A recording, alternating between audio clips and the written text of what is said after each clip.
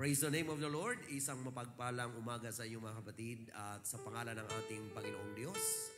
Narito po muli tayo sa araw na ito, araw ng pagsamba upang ang Diyos ay ating pong luwalhatiin.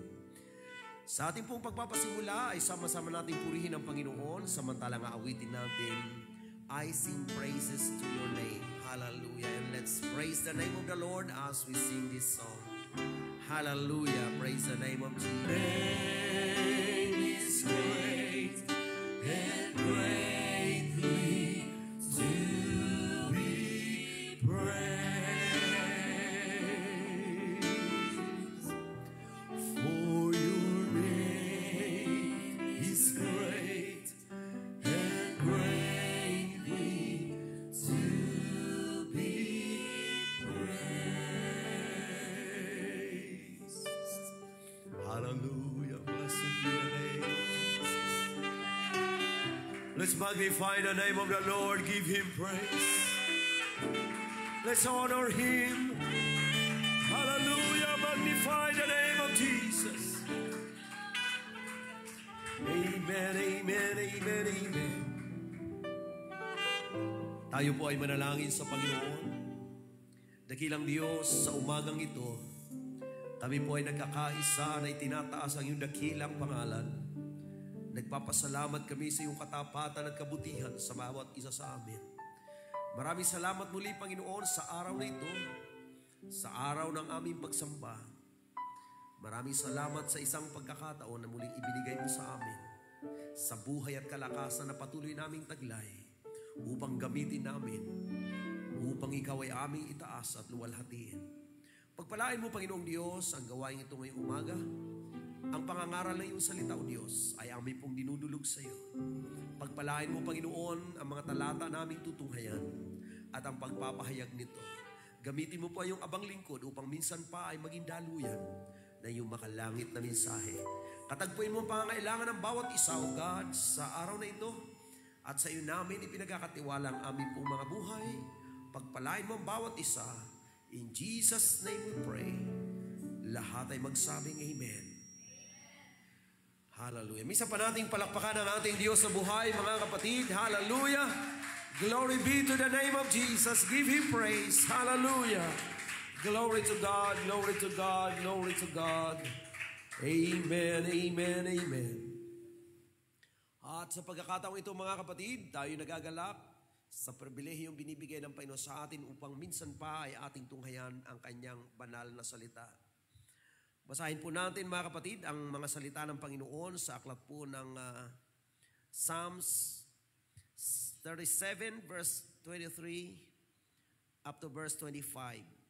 Psalms 37, 23 up to verse 25. The steps of a good man are ordered by the Lord, and he delighteth in his way. Though he fall, he shall not be utterly cast down, for the Lord upholdeth him with his hand. I have been young and now am old, yet have I not seen the righteous forsaken, nor his seed begging bread. Sa wikang Tagalog, ang lakad ng tao ay tinatag ng Panginoon at siya ay nasasayahan sa kanyang lakad. Bagaman siya ay mabuwal, hindi siya lubos na mapapahiga sapagkat inaalalayan siya ng Panginoon ng kanyang kamay. Ako'y naging bata at ngayoy matanda, gayon may hindi ko nakita ang matuwid na pinabayaan ni ang kanyang lahiman ay nagpapalimos ng tinapay. Another verses na ating pong babasahin is in the book of Proverbs chapter 3 verse 5 to 6. Trust in the Lord with all thine heart, and lean not unto thine own understanding. In all thy ways acknowledge Him, and He shall direct thy paths. Tumiwala ka sa Panginoon ng buong puso mo, at huwag kang manalig sa iyong sariling kaunawaan. Kilalanin mo siya sa lahat ng iyong mga lakad, at kanyang ituturo ang iyong mga landas. Pagpalain ng Panginoon ang pagkakabasa ng kanyang banal na salita. Mga kapatid, malaya na po kayong makakaupo.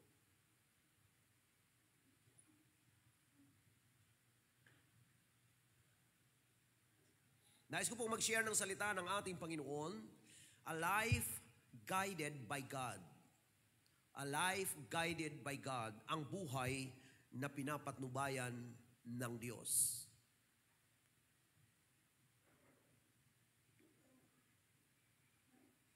Ang tao po sa kanyang nature ay mayroon pong kaisipan na maaari niyang gabayan ang kanyang sarili o nasa kanyang kamay ang kanyang destiny.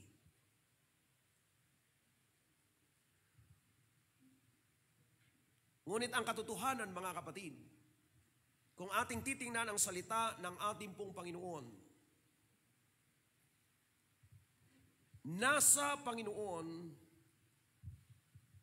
ang totoo at tamang gabay ng buhay ng tao. Ano man pong mayroon tayo, kaalaman, karunungan, karanasan sa buhay, hindi po natin pwedeng gabayan ang ating mga sarili nang wala ang Panginoon sa buhay natin. Ang sinasabi po ng aklat ng Jeremiah chapter 10 verse 23 and 24, ganito po ang sinasabi ng salita ng Diyos. O Lord, I know that the way of man is not in himself. It is not in man that walketh to direct his steps. Verse 24, O Lord, correct me, but with judgment, not in thine anger, lest thou bring me to nothing. O Panginoon, talastas ko na ang lakad ng tao ay hindi sa kanyang sarili. Hindi para sa taong lumalakad ang magtuwid ng kanyang mga hakbang. Ito po ay malinaw sa salita ng Diyos. Hindi sa taong lumalakad ang magtuwid ng kanyang mga hakbang. O Panginoon, sawayin mo ako, ngunit sa pamagitan ng kahatulan, huwag sa iyong galit, baka ako'y iuwi mo sa wala. Pansinin natin, mga kapatid, na hindi sa tao o sa kanyang sarili ang pagtutuwid ng kanyang mga hakbang. Ang tao po ay mayroon laging desire na lumakad, gawin kung ano ang nais niya. Ngunit mga kapatid, ang Diyos po ang nakakaalam ng lahat ng mga bagay. Ang Diyos ay siya po ang nakapagbibigay ng isang perfect na guidance. At bilang mga tao, mga kapatid, alam natin tayo po ay limitado. God created us with limitations. Amen. In order for us to depend on Him.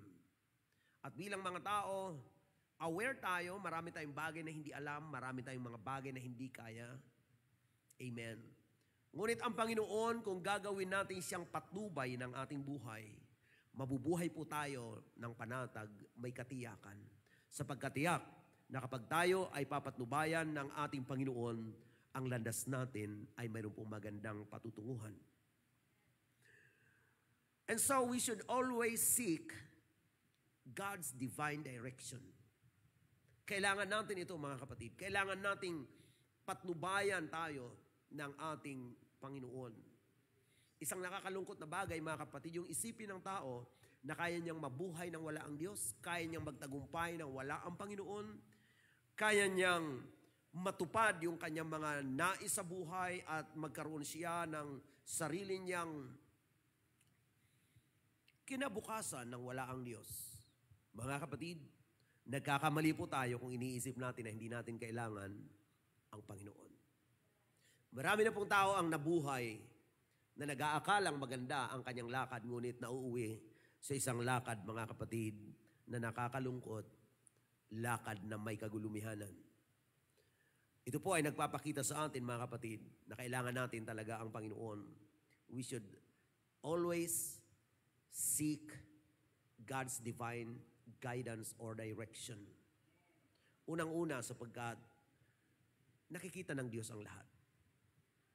Bago pa tayo dumating, mga kapatid, sa lugar na ating pupuntahan, nakikita na yan ng Panginoon. Ang Biblia ay nagtuturo sa atin that God sees all. Nakikita ng Diyos ang lahat. In the book of Proverbs 15 verse 3, the eyes of the Lord are in every place, beholding the evil and the good. Ang mga mata ng Panginoon ay nasa lahat ng dako. Nakatingin siya, mga kapatid, sa masama at maging sa mabuti. Iyan ang Panginoon. Nakikita niya ang lahat ng mga bagay. Psalms 33 verse 13 and 14. The Lord looketh from heaven, He beholdeth all the sons of men. Nakatingin ang Panginoon mula sa langit, nakikita niya ang lahat ng mga anak ng tao. Verse 14, from the place of His habitation, He looketh upon all the inhabitants of the earth.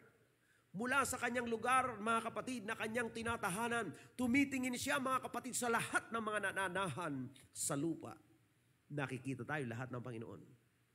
Ngayong umaga, maaaring ang iba sa atin, mga kapatid, nanunood online, iba-ibang lugar na ating kinalalagyan, ngunit mula sa kinalalagyan ng Panginoon, mga kapatid, nakikita niya ang lahat ng tao. Nakikita niya ang ating mga kalagayan, mga kapatid ko. Alam niya ang lahat ng ating iniisip. Alam niya ang lahat ng ating ginagawa. Praise the Lord. Ganon, mga kapatid, ang ating Panginoon. Therefore, nothing is hidden from the sight of God.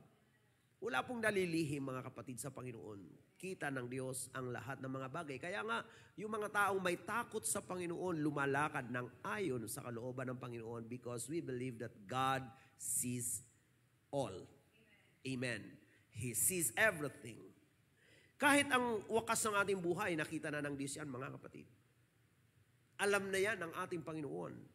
Mula sa ating kapanganakan hanggang sa ating pagpanaw, nakita na ng Diyos yan. Kaya nga sinasabi ng Biblia, ang buhay ng tao, mga kapatid ko, ay maiksi lang. James 4:14, whereas you know not what shall be on the morrow, for what is your life? It is even a vapor that appeareth for a little time and then vanisheth away. Tayong hindi nakakaalam ng bukas, tayo yun. Pero ang Diyos alam niya ang bukas. Amen. Ano daw ang ating buhay? Katulad lang ng usok na nakikita natin ngayon, mamaya wala na. Hallelujah. Hindi nyo ba alam, mga kapatid, na kahit ang ating mga buhok ay nabibilang ng Panginoon kung ilan? Alam nyo, mga kapatid, malaking trabaho yan kung tayo ang magbibilang yan. No? At kahit sabihin natin konti yung buhok ng tao, mahirap pa rin bilangin yan. Ngunit ang Panginoon, sabi ng Luke, chapter 12, verse 7, but even the very hairs of your head are all numbered. Fear not therefore, ye are of more value than many sparrows. Amen. Ang mga buhok natin, mga kapatid, bilang na yan ng Panginoon. Hallelujah. Nakikita ng Panginoon ang lahat ng mga bagay. Huwag daw tayong matakot, mga kapatid, mas mahalaga tayo sa mga ibon, mas mahalaga tayo, mga kapatid, sa mga bagay na nakikita dito sa mundo. God sees your value. Amen. Nakikita ng Panginoon ang ating kahalagahan, mga kapatid ko. Amen. So kung nakikita niya ang lahat ng mga bagay, napakaganda na tayo ay magabayan ng Diyos. Sapagkat ang daming bagay na hindi natin nakikita. Yung mga bagay na nasa unahan natin, we don't know. Pero kung ang Diyos ang ating patnubay, hallelujah, bago tayo dumating sa mga sitwasyon sa unahan natin, kung tayo ay ginagawa nating patnubay ang ating Panginoon, hallelujah, dumaan man tayo ng mga mahirap na sitwasyon, kapag ang buhay natin ay guided ng ating Panginoon, hallelujah, kung tayo ay guided, hindi lang po tayo guided, we will be protected by God. Amen. Tayo po proteksyonan ng ating Panginoon. Hallelujah. Glory to God. So we should seek God's guidance because God knows all. Hindi lang po niya nakikita, kundi nalalaman niya rin ang maraming mga bagay. Lahat ng mga bagay. Psalms 147 verse 5, great is our Lord and of great power. His understanding is infinite. Dakila ang ating Panginoon. Amen. At siya po, mga kapatid, ay may dakilang kapangyarihan. Ang kanyang kaunawaan ay infinite. Ibig sabihin, mga kapatid, walang limitasyon. Ganon ang ating Panginoon, mga kapatid. Hallelujah. He knows all. 1 John chapter 3 verse 20. For if our heart condemn us, God is greater than our heart, and knoweth all things. Praise the Lord. Kung tayo daw hinahatulan ng ating mga puso, ang Diyos ay mas dakila kaysa ating mga puso. And He knoweth all things. Minsan ng tao, mga kapatid, nadadaya ng kanyang puso, nahahatulan ng kanyang puso. Pero sabi ng Bible, there is God who is greater than your heart. Mayroong Diyos na mas dakila sa ating mga puso, and He knoweth all things. Nakikita niya ang lahat ng mga bagay. Praise the name of the Lord. Sabi po ng 1 Chronicles 28 verse 9, And thou, Solomon, my son, know thou the God of thy father, and serve him with a perfect heart and with a willing mind. For the Lord searcheth all hearts, and understandeth all the imaginations of the thoughts. If thou seek him, he will be found of thee. But if thou forsake him, he will cast thee off forever. Ito yung sinasabi, mga kapatid, kay Solomon. Kilala natin si Solomon, mga kapatid. Hallelujah, na ang Panginoon ay dapat niyang paglingkuran na may ganap na puso, mga kapatid, at mayroong willing mind. Amen. Kailangan mayroon tayong puso, mga kapatid, hallelujah, na ganap. Pag sinabi mong perfect heart, you have a heart after God's heart. Amen. Mayroon kang puso na katulad ng puso ng ating Panginoon, and you must have a willing mind. Ito ang problema minsan, mga kapatid, kapag ang mind natin ay hindi willing. For the Lord searcheth all the hearts and understandeth all the imaginations of the thoughts. Nauunawa ng Panginoon ang bawat puso at lahat ng imagination ng ating pong mga kaisipan. At kung ating siyang hahanapin, siya'y ating masusumpungan. Ngunit kung siya'y ating pababayaan, ano sabi ng Bible, He will cast thee off forever. Mga kapatid, ibig sabihin yan, kapahamakan.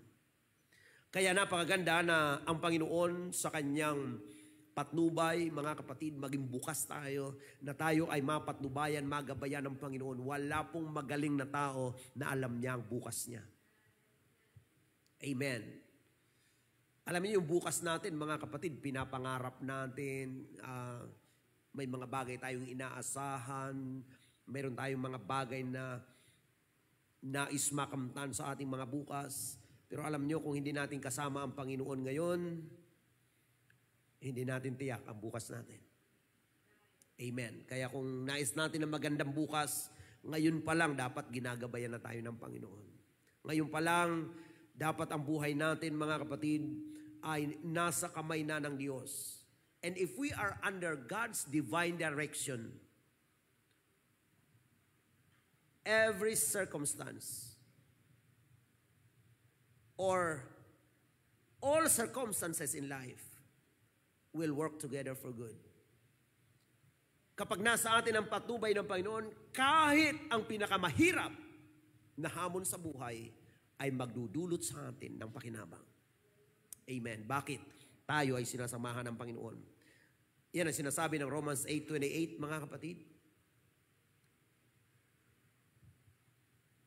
Nalalaman natin ng lahat ng mga bagay ay gumagawang magkakalakip sa kabubuti ng lahat ng mga umiibig sa Diyos. If you love God, amen, you are guided by God, hallelujah, all things in your life will work together for your own good. Amen. And that includes your circumstances, challenges in life. Amen. Kasama dyan mga kapatid, pati yung mga mahihirap na sitwasyon sa buhay. Hallelujah. Kapag ang Diyos ang ating gabay, lahat ng sitwasyon, praise God, ay dinadala niya sa isang magandang conclusion. Kaya kung meron tayong mga problema, huwag tayo agad mag-conclude. Amen? Kapag ang Diyos ang iyong patnubay, huwag kang gumawa ng negative conclusion sa buhay mo. Trust in the Lord. Kahit may nararanasan ka ngayon na mahirap na sitwasyon sa iyong buhay, trust in the Lord. Magtiwala ka sa Panginoon. Hallelujah. At papatnubayan ka ng ating Panginoon. Nalalaman ng Diyos ang ating bukas. Alam niyo, malaking concern ng Panginoon sa atin, mga kapatid, ay ang kinabukasan natin, mga kapatid, sa ating spiritual aspect of life. Amen. And He knows, mga kapatid, alam ng Panginoon kung ano ang ating destiny. Depende, mga kapatid ko, sa ating mga choices. Amen. So let us make a wise decision in life. Gumawa tayo ng magagandang mga pagpapasya sa ating mga buhay. Alam ng Diyos ang mabuti, alam ang masama. Itinuturo ng salita ng Panginoon, amen, on how to be blessed, how to be saved, mga kapatid. Itinuturo ng salita ng Panginoon yon. Kaya nga tayo, umaasa tayo, mga kapatid, sa katotohanan ng salita ng Diyos sapagkat ang Diyos nalalaman niya ang lahat. Amen. Nalalaman niya ang lahat. Halimbawa, yung ating kaligtasan, mga kapatid. Alam ng Diyos, siya lang nakakaalam kung paano ang tao maliligtas. Bakit? Siya lang po ang tagapagligtas. Walang pwedeng mag-suggest sa Diyos kung paano tayo ililigtas. Kaya nga, nalalaman niya ang lahat ng mga bagay. Sa mga taong naghahangad na maligtas, dapat maging open tayo sa guidance ng Diyos. Hindi tayo nag-formulate ng way ng ating kaligtasan. Ang tao makakapag-anticipate lang, mga kapatid. Pwede siyang magkaroon ng anticipation, pero mga kapatid, if we want to have the assurance of our salvation, mga kapatid, it is the Lord who is able to guide us into all truth. Gagabayan niya tayo sa lahat ng katotohanan at ang katotohanan, mga kapatid, na magdadala sa atin sa kaligtasan. At yan ang dahilan kung bakit Word of God tayo. Pagdating sa kaligtasan, salita ng Diyos pinag-uusapan natin. Hindi tayo nagbibigay ng suggestion on how to be saved, mga kapatid. We declare the Word of God, the gospel, the power of God unto salvation. Sapagkat ang Diyos ang nakakaalam kung paano maliligtas ang tao. Amen. Praise the name of the Lord. Ang Diyos, sa kanyang hangarin na tayo mapabuti, naglaan na siya, mga kapatid, ng magandang destiny ng mga taong nagtitiwala sa Kanya. Ang kailangan natin ngayon, mga kapatid, magtiwala sa Diyos ng buong puso. Huwag sa sariling kalooban, mga kapatid, kundi sa kalooban ng Panginoon. Kung ating isinusuko ang ating mga buhay sa Diyos, mga kapatid, tiyak ang Panginoon ay mahahawakan niya tayo, magagabayan niya tayo, maililigtas niya tayo. Purihin ang ating Panginoon. Ang ating mga kaisipan, ang ating mga pananaw, ang ating mga prinsipyo ay nababasa ng ating Panginoon. At maging sa umagang ito, mga kaibigan at mga kapatid, nalalaman ng Panginoon kung ano ang ating mga pinanghahawakan. Alam din ng Panginoon kung ang mga bagay na pinanghahawakan natin ay dapat nating bitawan at tanggapin at panghawakan ang salita ng Diyos. Amen. Maaaring mayroon tayong mga traditional belief, mga kapatid, na wala pong assurance from the Word of God. Maaaring nandun tayo, mga kapatid ko, sa paniniwala sa mga sabi-sabi ng mga tao na wala pong basihan. Mga kapatid, isa lang ang buhay natin, isa lang ang ating kaluluwa. Bakit po natin ito sasayangin, mga kapatid, sa buhay na walang gabay ng ating Panginoon? Hayaan nating mapatnubayan tayo ng Diyos, mga kapatid. At ang ginagamit ng Panginoon sa pagpapatnubay, mga kapatid, ay walang iba kundi ang kanyang banal na salita. Amen. Sinasabi ng banal na kasulatan sa Psalms 119 verse 105, praise God, ang salita ng Panginoon ay ilawan sa ating mga paa at liwanag sa ating landas. Amen. Thy word is a lamp unto my feet and a light unto my path. Iyang liwanag na yan ang magdadala sa atin, mga kapatid, sa tiyak na kinabukasan, tiyak na kaligtasan.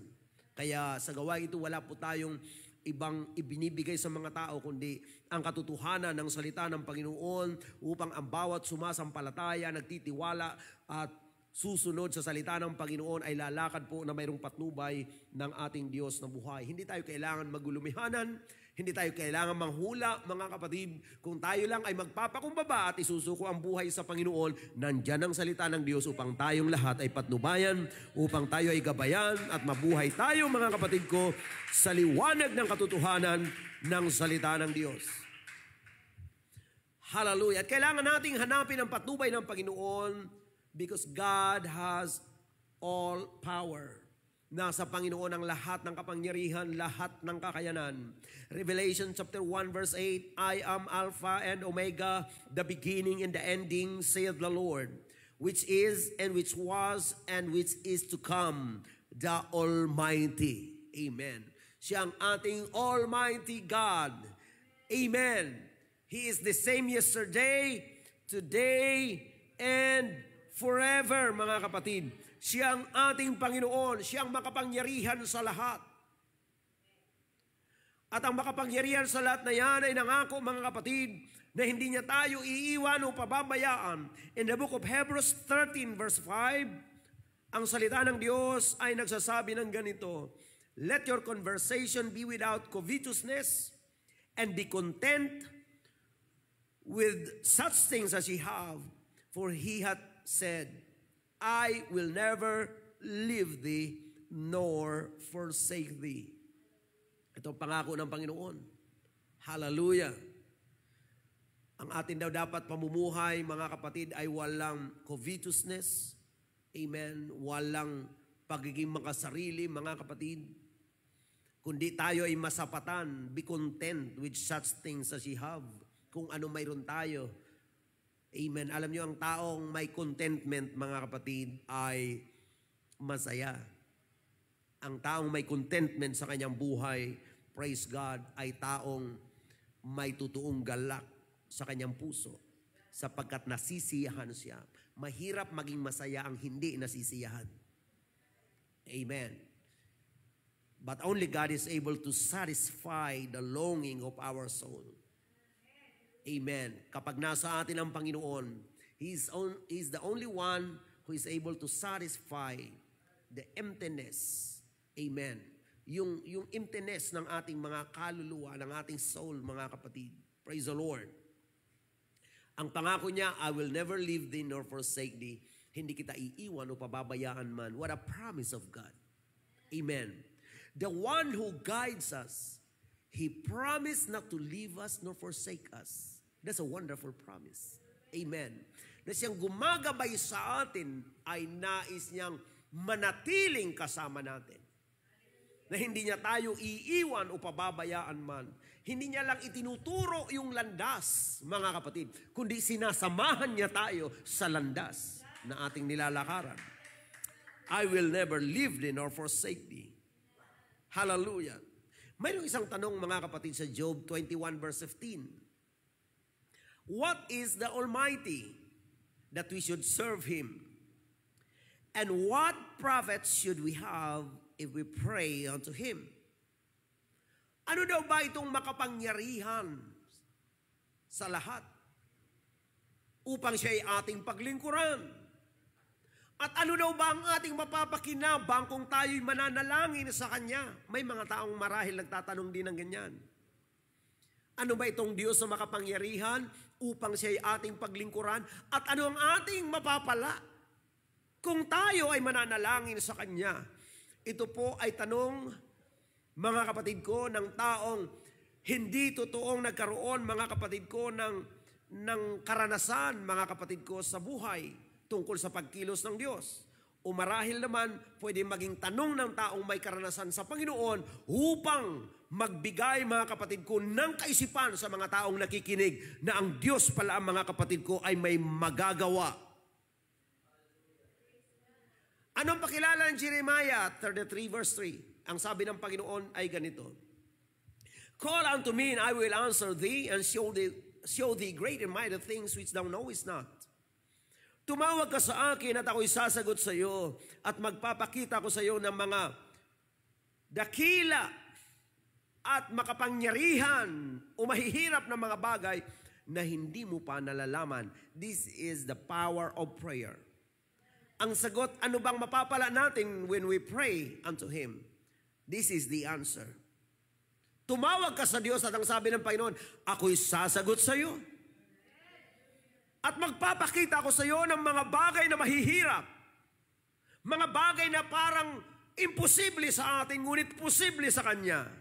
Great and mighty things. Nais ang Panginoon ipakita ang Kanyang kapangyarihan when we trust in Him, when we pray unto Him. Hallelujah. He's the God who answers our prayer. Siya ang Diyos na sumasagot sa ating mga panalangin, mga kapatid. Hallelujah. Praise the name of Jesus. Ang Panginoon ay makapangyarihan sa lahat at magagawa niya ang lahat ng mga bagay. In fact, kung tayo ay may hinihingi sa Diyos, higit sa ating hinihingi ay kayang ibigay ng Diyos.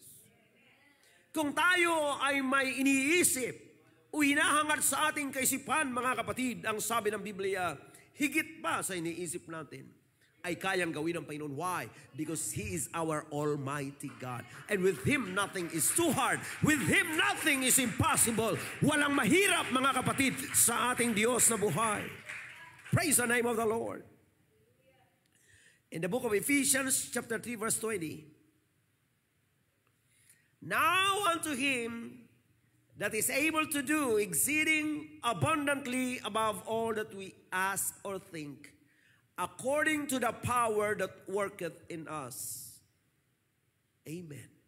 Sa Kanya na may kakayanan, our God is able to do exceeding abundantly above all that we ask or think.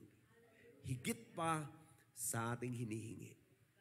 Kung mayroon kang hinihingi na dakilang bagay, higit pa dyan ay kayang gawin ng Panginoon. May iniisip kang mabuting bagay, higit sa iniisip mo ay kayang gawin ng Panginoon. And this is the power of our Almighty God. Hallelujah. Kaya wag lang tayo masyadong mag-rely sa bagay na kaya nating isipin at kaya nating hingin. Napakaraming surprises ang pwedeng gawin ng Panginoon. Kapag tayo ay ginagabayan ng Panginoon, mga kapatid, tandaan natin, when God guides, He provides. When God guides, He provides. Kapag ginagabayan ka ng Panginoon, hindi Kanya pababayaan. Kapag ang Diyos ang gabay mo, sagot Kanya. Amen. Kaya ngayong umaga, sino po ba ang gabay natin? Paano po ba tayo lumalakad? Tayo po ba ay lumalakad ayon sa sarili nating kalooban? Tayo po ba ay lumalakad ayon sa sarili nating mga plano? Ilang mga tao, mga kapatid ko, ang nabigo? Nauwi sa frustration ng kanilang ambition. Bakit? Sapagkat inilagay nila sa sarili nilang mga kamay ang patnubay ng kanilang mga buhay. Mga kapatid, hindi natin kayang gabayan ang ating mga sarili. But there is God who loves us and who cares for us. May Diyos na nagmamahal at nagmamalasakit sa atin, na nais siya tayong gabayan, nais siya tayong patnubayan. Hallelujah. Nais siyang mabuhay tayong kasama niya at nais niya tayong dalhin sa isang pinagpalang buhay. Praise God. At higit sa lahat, nais ng Panginoon na patnubayan tayo mula sa buhay na ito hanggang sa buhay na walang hanggan. Yan ang nais ng ating Panginoong Diyos, mga kapatid. Kaya nga po, habang tayo nabubuhay sa mundong ito, pakaisipin po natin na kung wala ang Diyos, wala tayong magagawa. Magtiwala tayo sa Kanya at hilingin natin ang Kanyang patnubay sa araw-araw ng ating buhay. Amen. Because He sees all. He knows all things. And He is able. He is so powerful. He is our Almighty God. Hallelujah. And brothers and sisters, the one who sees everything, who knows all things, and the one who is able to do exceeding abundantly above all that we ask or think, is the one who loves us and who cares for us. Siya ang Diyos na nagmamahal, nagmamalasakit sa atin. At wala pong katulad ang mabuhay na kasama ang Panginoon. Praise the Lord. At kung kasama natin ang Panginoon, praise God, He will be the shepherd of our soul. Amen. Magiging patnubay siya ng ating buhay, mga kapatid. Hallelujah. At ang sabi ng Psalms 23, from verse 1 to 6, this is very familiar verse or chapter, mga kapatid, and ito po ay nagpapakita ng talagang patnubay ng Panginoon. Tingnan natin kung saan ang Diyos dinadala ang mga taong pinapatnubayan niya. Psalms 23 verse 1, the Lord is my shepherd, I shall not want. Amen. Hallelujah. Ang Panginoon ang aking pastol, hindi ako mangangailangan. He maketh me to lie down in green pastures. He leadeth me beside the still waters. Ito yung ginagawa niya, mga kapatid. Tayo, mga kapatid ko, ay pinahihiga niya sa sariwang pastulan. Amen. Pinapatnubay niya tayo, mga kapatid, praise God, sa mga siping ng tubig. He restoreth my soul. Pinapanauli niya ang ating kaluluwa. Praise the Lord. Our God is our restorer. He is the God of restoration. Amen. He leadeth me in the paths of righteousness for His name's sake. Hallelujah. Pinapatnubayan niya ako sa landas ng katuwiran, alang-alang sa kanyang pangalan. Yea, though I walk through the valley of the shadow of death, dumaan man ako sa lilim ng kamatayan. Hallelujah. I will fear no evil, for thou art with me. Wala akong masamang katatakutan sapagkat ikaw ay sumasa akin. Thy rod and thy staff, they comfort me. Ang iyong pamalo at tungkod ay umaaliw sa akin. Verse 5, thou preparest a table before me in the presence of mine enemies. Ano mo ginagawa ng Panginoon? Sa harap ng mga umuusig sa iyo, sa harap ng mga kaaway mo, ang sabi ng Bible, God prepares a table for you in the presence of your enemies. Yung mga taong nag-aabang kung paano ka bumagsak, mga taong nag-aabang ng iyong kapahamakan, ipakikita ng Panginoon, hallelujah, na sinasamahan ka ng Diyos at ang Diyos ay naglalatag ng pagpapala sa harapan mo na makikita ng mga taong umuusig sa iyo. Amen, hallelujah. Kaya ng Panginoon gawin yan, mga kapatid. Purihin ang Diyos. Thou anointest my head with oil, my cup runneth over. Praise the Lord. Nilalangisan niya ako, praise God, ng kanyang langis, ng kanyang anointing sa aking ulo. Ang aking cup, amen, ay mag-uumapaw. Praise the Lord. Alam niyo, mga kapatid, yan ang ginagawa ng Panginoon eh. He gives us anointing. Praise the Lord. Alam niyo, walang makagagawa niya kundi ang Diyos lang. If you are following the steps of God, you are guided by God, you have His anointing. Amen. And your cup will be running over. Praise God. Mag-uumapaw ang iyong saro. 23 verse 6. Surely goodness and mercy shall follow me all the days of my life, and I will dwell in the house of the Lord forever. Surely, not just an anticipation. Amen. This is an assurance. Surely goodness and mercy shall follow me all the days of my life. Ilang taon man yang buhay mo, praise God, God is able to guide you. Praise God. Goodness and mercy shall follow you all the days of your life. The Lord is able to guide us. Amen. And as He leads us, as we follow His steps, hallelujah, goodness and mercy shall follow us all the days of our lives. Makaranas ka man ng pagkadapa, there is mercy. Amen. Amen. Makaranas ka man ng mga bagay na tila hindi maganda, there's goodness. Amen. So goodness and mercy shall follow you all the days of your life. And after that, pagkatapos yan, I will dwell in the house of the Lord forever and ever. Amen. A life guided by God. Kapag ang buhay mo ay pinapatnubayan ng Diyos sa mundong ito, ang dulo niyan ay makakasama mo ang Diyos ang wala nang hiwalayan. You will be dwelling in the house of the Lord forever. Makakasama natin ang Panginoon sa walang hanggan. Mga kapatid at mga kaibigan, napakasarap mabuhay na tayo po ay ginagabayan ng Panginoon. Maaari po ba ngayong umaga sabihin natin sa Diyos, Panginoon, gabayan mo po ako. Amen. Don't trust in your own wisdom. Trust in the Lord. Amen. Ang Panginoon lang ang maaaring maging gabay natin habang tayo nabubuhay. Na magtatawid sa atin mula sa mahirap na sitwasyon ng mundo patungo sa walang hanggang buhay na ipinangako niya. Kapatid, kung ang Diyos ang gabay mo, itatawid ka ng Diyos sa lahat ng sitwasyon.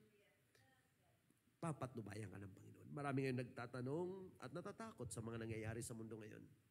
May tatawid ba natin ang buhay? Kapatid, kung ang Panginoon ang iyong gabay, tiyak, may tatawid niya ang ating buhay. Praise God. Purihin ang Panginoon. Tumayo po tayong lahat. Tawitin po natin ang awit na nagsasabing, Lead me, Lord, I will follow. Amen. And as we come to the presence of the Lord, mga kapatid, hallelujah, magbulay tayo sa Panginoon. Hayaan natin ang presensya ng Panginoon na siyang kumilos sa ating mga buhay. Patnubayan tayo ng kanyang espiritu, mga kapatid. Hallelujah, praise the name of the Lord. Glory to Jesus. Oh, hallelujah. Oh, lead me, Lord, I will follow. Praise God, praise God, praise God.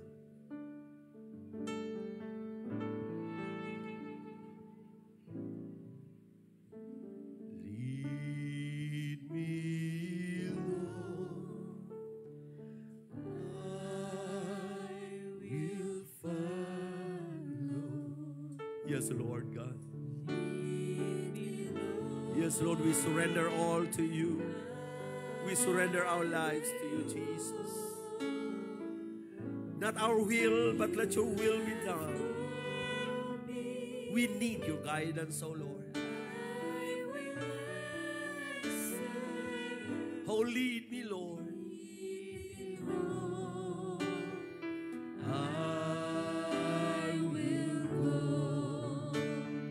Lead me, Lord.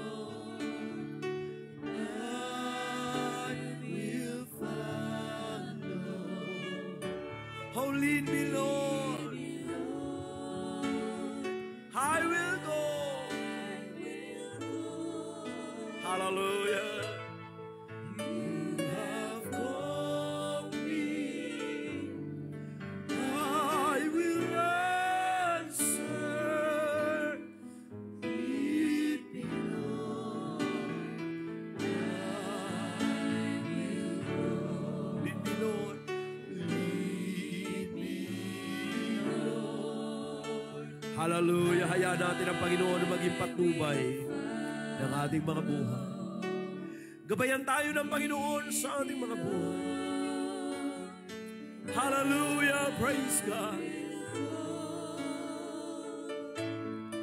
You have called me. I will answer. Lead me, Lord. Hallelujah! Praise God! Minsan pa nating awitin ito.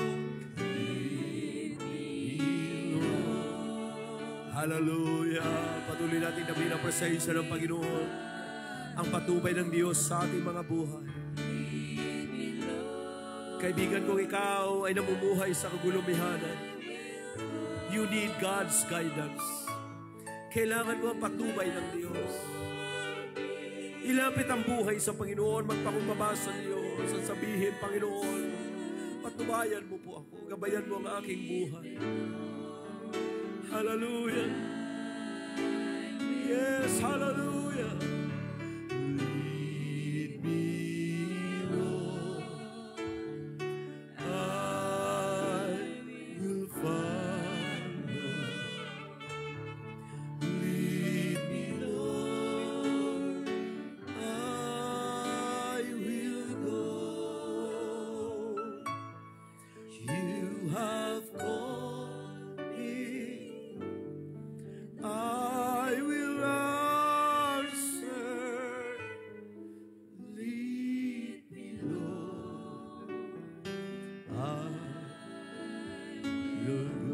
you have called me.